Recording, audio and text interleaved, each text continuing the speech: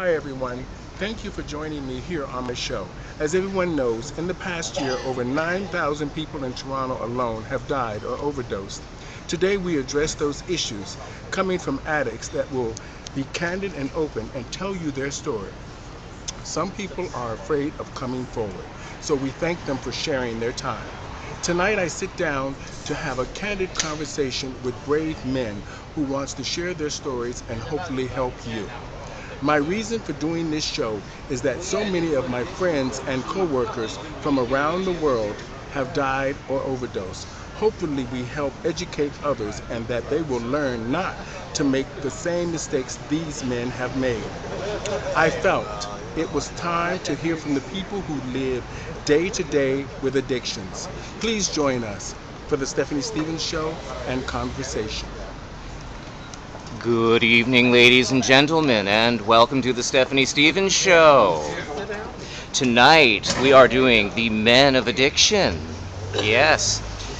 Now, here's your host from The Imposters and An Evening at La Cage, the fabulous Stephanie Stevens. Thank you guys so much for coming out to my show. I am Stephanie Stevens, and tonight we have the Men of Addiction. Thank you guys so much for tuning in. Please be sure to subscribe to my YouTube channel, Stephanie Stevens T. Okay, it's a hot topics about all different aspects of what's going on in our community and communities abroad. Thank you guys so much. Now tonight we have a panel of men who are addicted to all sorts of drugs, alcohol, booze, sex, and they're going to talk candidly to you tonight, my YouTube viewers out there, about their struggles with addiction.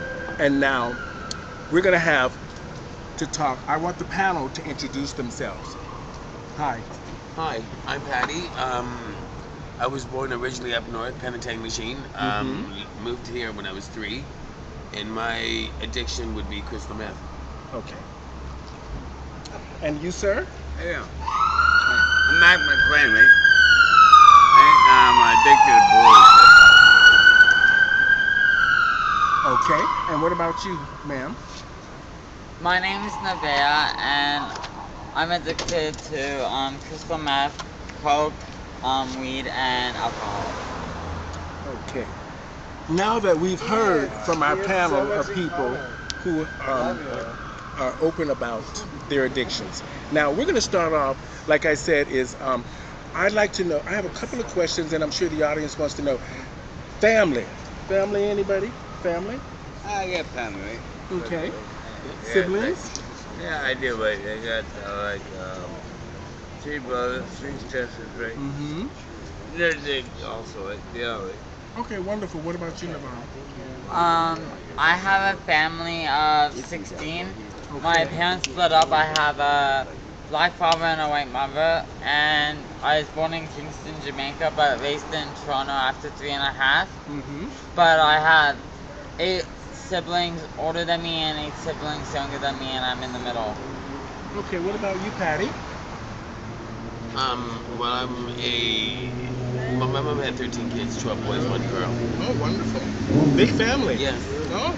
Now, what was your first job, Patty? Prostitution. Okay. And what did you get out of that? When did you start doing prostitution? I did my first client at the age of 14. Now, did you do prostitution for money for your substance abuse? Or No, did because you... at that age I didn't have any substances except for smoking cigarettes. But I mean, no, I did the clients just to have money, just to survive on a daily basis. Oh, okay. Did anybody else deal with prostitution? I have. Okay. No. Okay. I got kicked out and ran away from home when I was 13, but I didn't do it. Mm-hmm. But I started and meted people, and I got a fake ID, and I moved away feeling like I was not taken care of because of my sexuality and my gender and how I wanted to introduce myself with. But then I worked underage in a club, and they started prostitution now, and I did it when I was 16. So, Matt, you are a heterosexual man. I am on state man, mate. Okay. Do you have children? I do. I got 2 daughters, right? Mm-hmm. 4 granddaughers, Mm-hmm. and 1 Okay. And I'm tired. Okay. For my, I did. Okay. So you now, Patty, back to you. What was your first car? I never owned a car.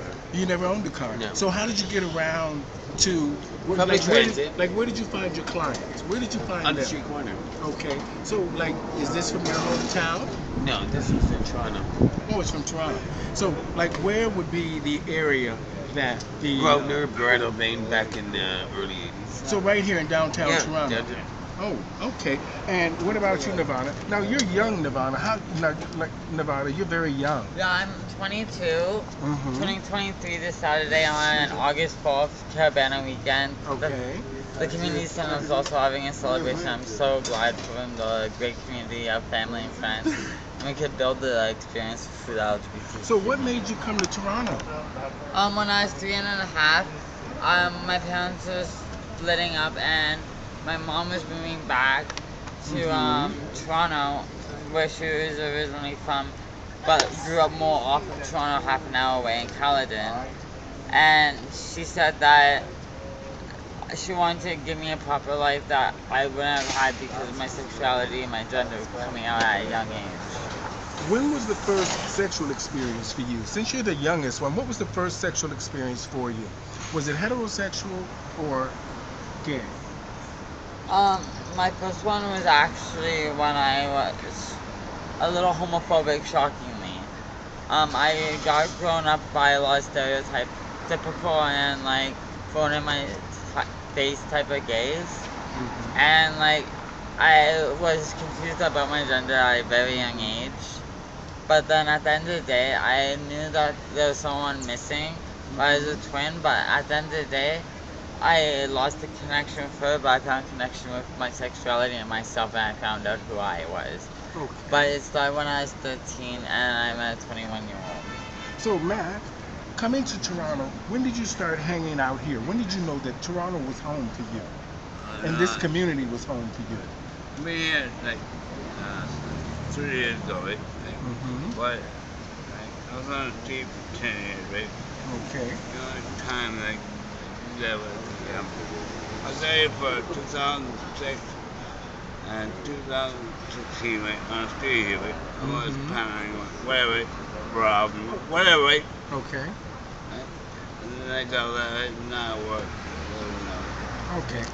Now, Patty, now, you know, we've been friends a very long time, and I know you've been around in the business. And now, what is it that you think Nevada is doing wrong in coming to Toronto? Do you, like, what is it that you see? Do you see his path taking the path that you've taken, or do you know her? No, yeah, I met her the last couple of years. What is it? I can't say she's doing anything wrong. I mean, she's working at her own pace. She's working with what she's got. I mean, there wasn't a lot of resources back in the day when I came out, right? As to there is now, right? So I'm not going to sit here and pass judgment or say she's doing anything wrong. She's working with what she feels comfortable working with. Well, can you offer anybody on this panel any advice so they don't take the course that you take? So now you said that you dealt in crystal meth. Yeah. Now, how long have you been using crystal meth? On and off for almost 2 years. Okay. Have you sought help for this? No. Okay. Now, Now, but prior to that, I was in the I had a crack addiction for 30 plus years, and when I first found out about the crystal, that I've been clean almost 7 years now of the crack, and I don't use crystal meth daily. I periodically might use it maybe 2 or 3 times in a month. now, Harm reduction. okay. Do you do drugs with others? I do. Okay.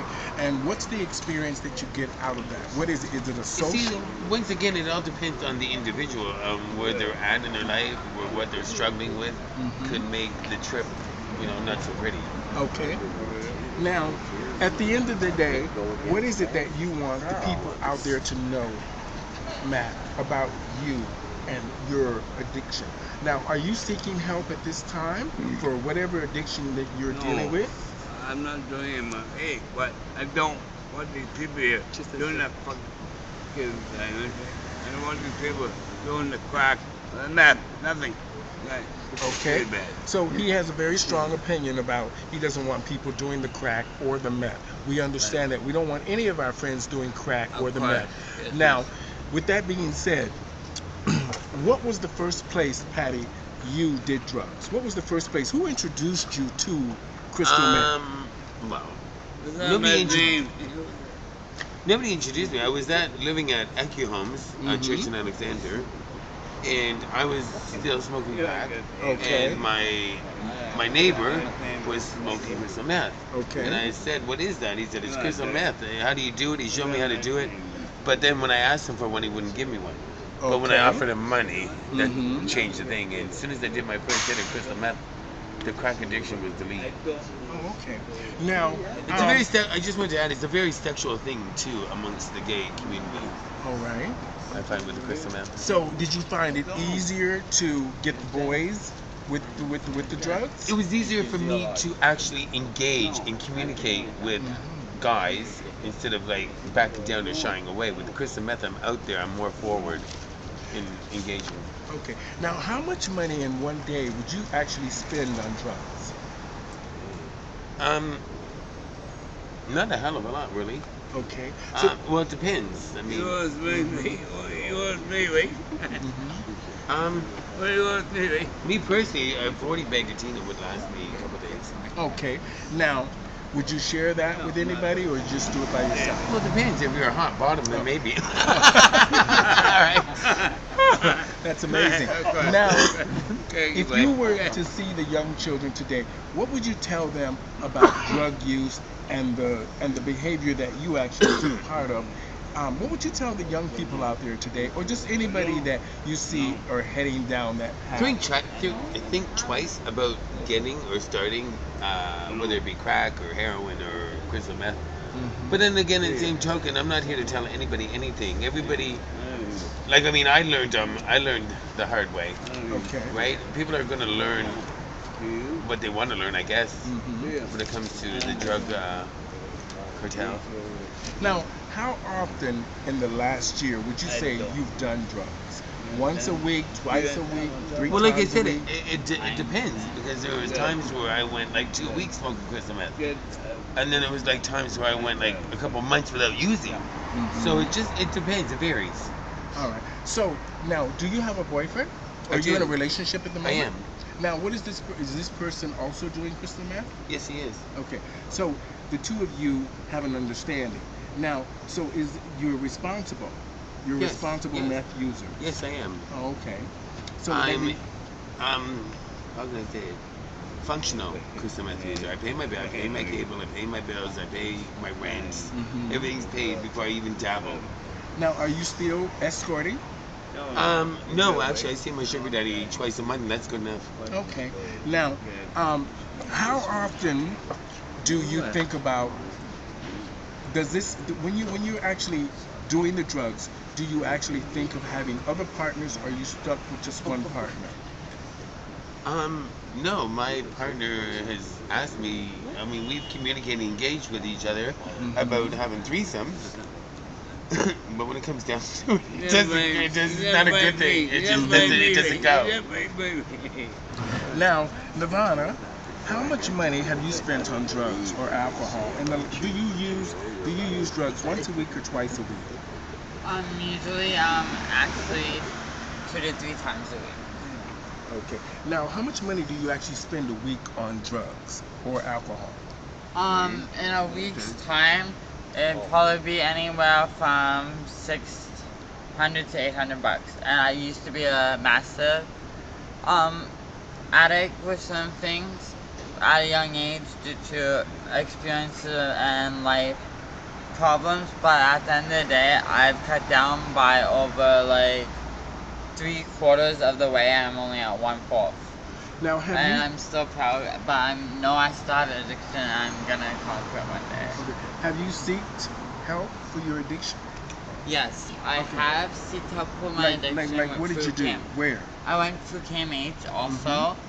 I knew I had an issue, I had mental health issues, and physical issues, but at the end of the day, I knew I had a problem and I knew what was wrong with me. Mm-hmm. And I fought for my rights to go in there. I had seizures at the time. I broke down, and they had to wheel me in, and I said I'm not leaving this hospital until I get the answers.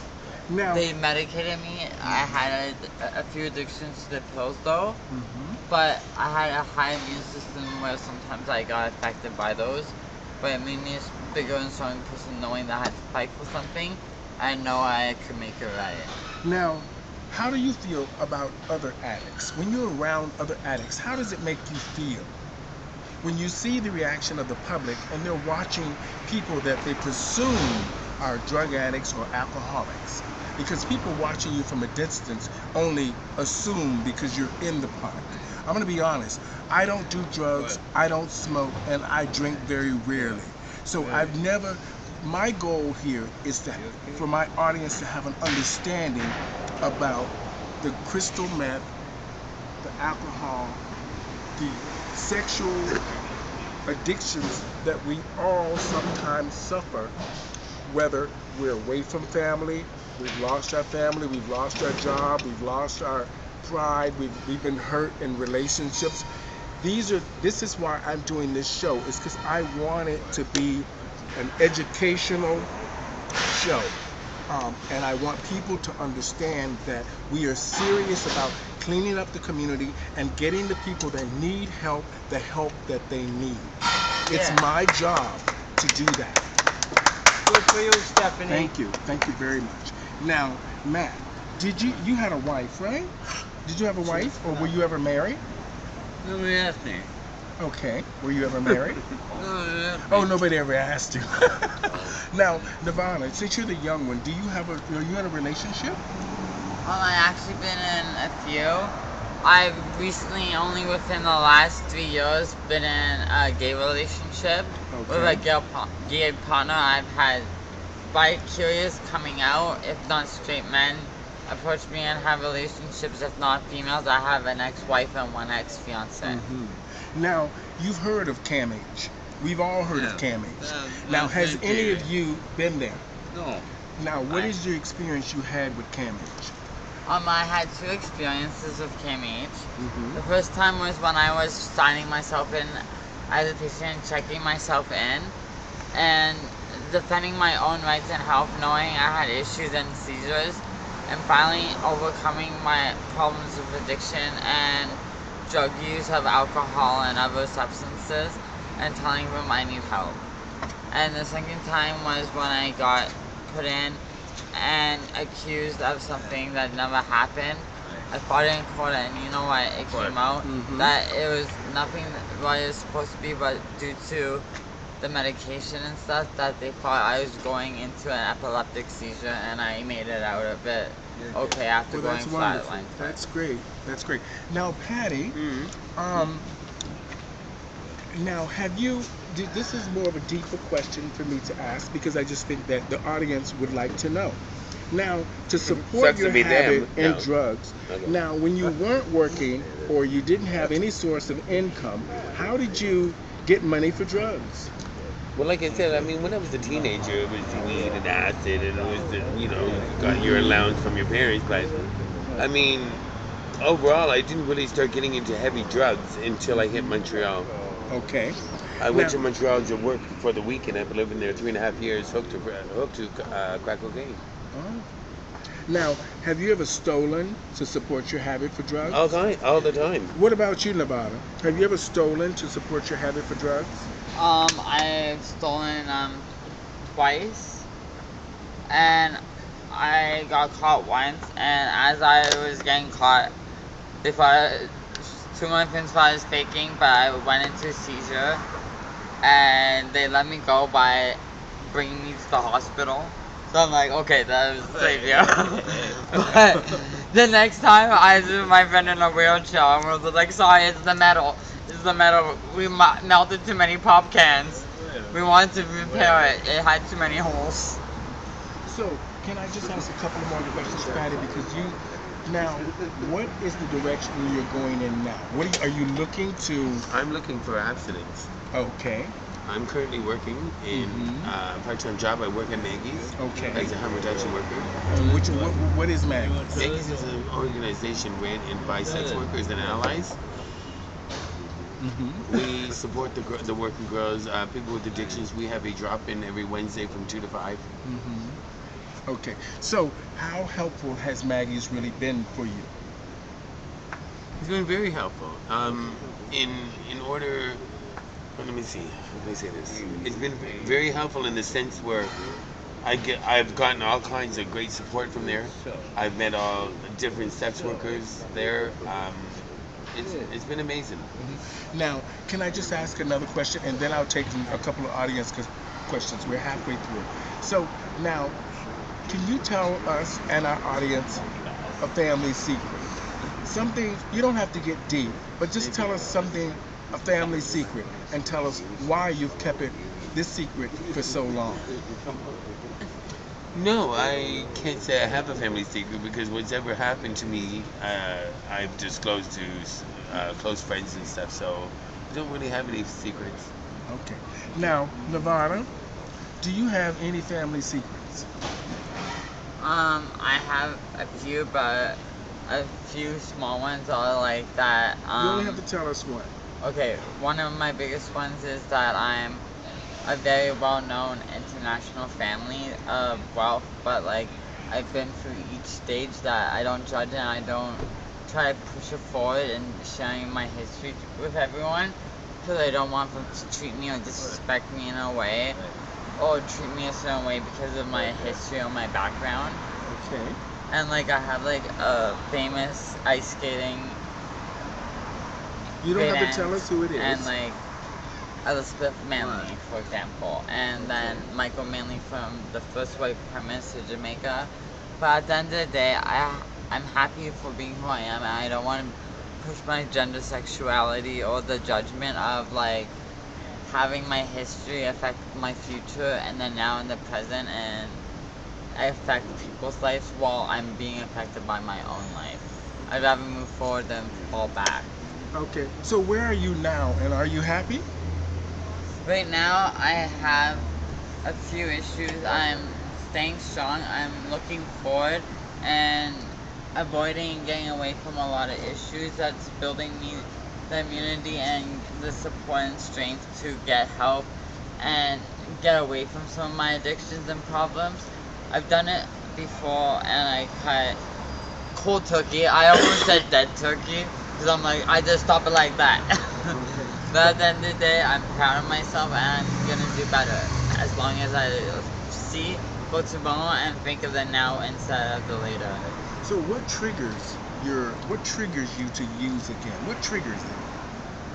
I find some of the triggers are usually sometimes the abuse or emotional statement of someone else that went through something that like you've been through and they're using or offering or giving to you when you've been in the same statement or issue, and it triggers me to use or get or take forward in some of the action or the process of the making of the addiction that causes me to sometimes fall.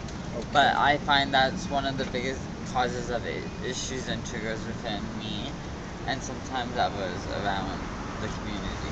So what are your goals down the road? What do you want to happen? What do you want to happen for Nevada? Some of my goals are to go back out and work in entertainment and work internationally for modeling, both male and female, by gender in the industry, and also work on producing my own music and choreography and working with a few artists in the future like I have in the past. Now, Patty, now you have a relationship and you say you're happy and things are going well. Now, where are you now in your life and are you happy?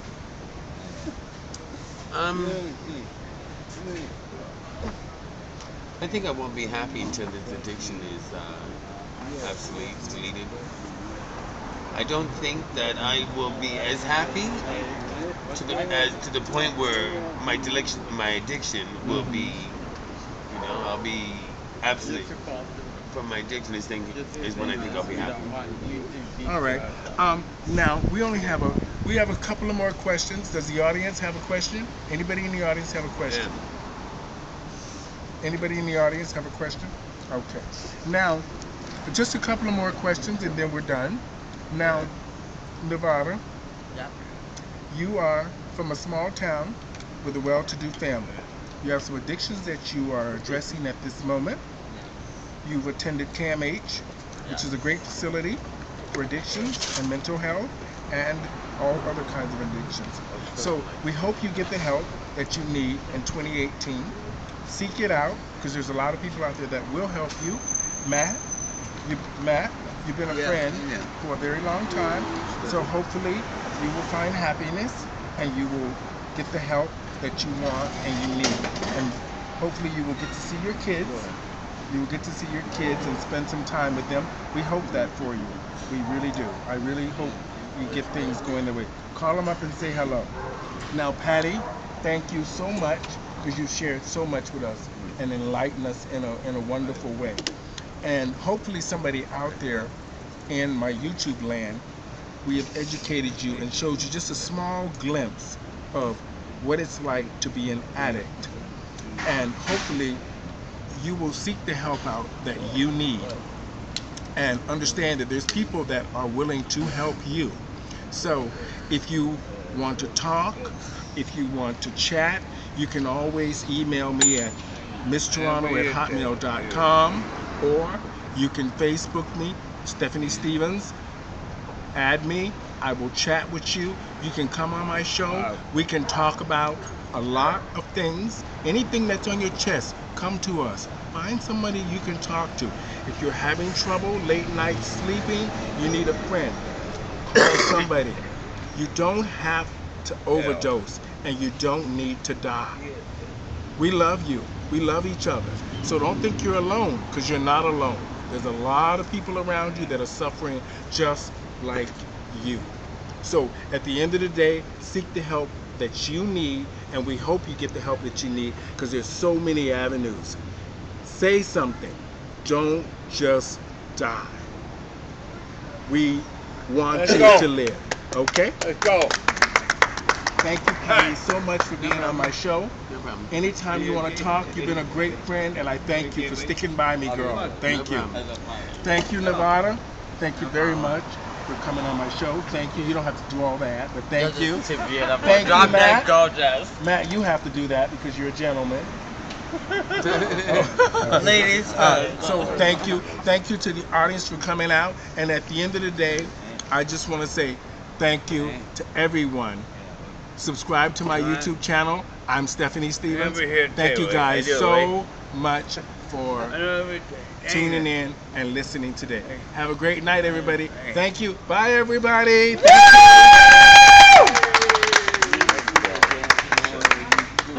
Come on, nigga.